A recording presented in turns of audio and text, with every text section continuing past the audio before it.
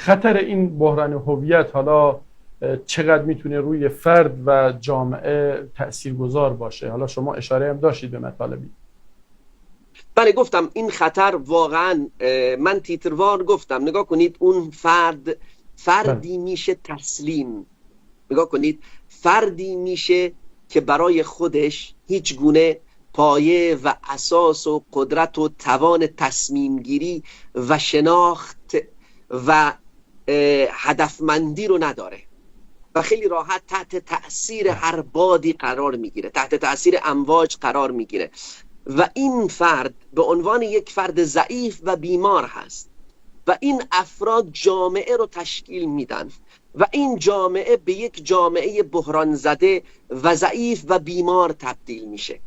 این جامعه نمیتونه یک جامعه موفق باشه.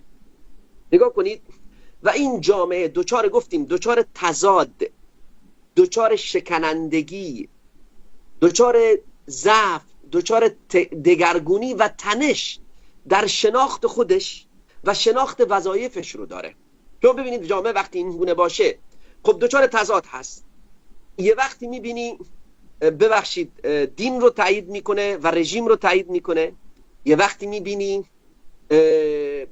کفر میگه و خدا و رسول رو توهین و فحش میده، یه وقتی میبینی نمیدونم میره در مراسم 40 شرکت میکنه، یه وقتی میبینی تایید میکنه کمونیست ها رو و نمیدونم ملحدین رو. خود شخص یه وقتی میبینی میگه من مسیحی شدم برای اینکه جواب بگیره در اروپا و امریکا، همون شبی که میخواد جوابش رو یا میخواد انترویو بشه میره نظری میکنه، میره دعا میکنه، میره نماز میخونه.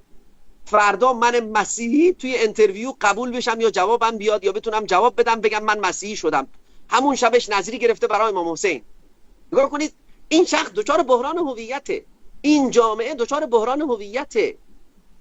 جامعه ای که حالا من شاید نمیدونم سوالهای بعدی شما باشه، نگاه کنید جامعه ای که دچار بحران هویت شده از تاریخ خودش، از فرهنگ خودش دور میشه، اینقدر شکننده و متزلزل میشه که هر چیز خارجی رو زیبا میبینه و میپذیره و تسلیم میشه.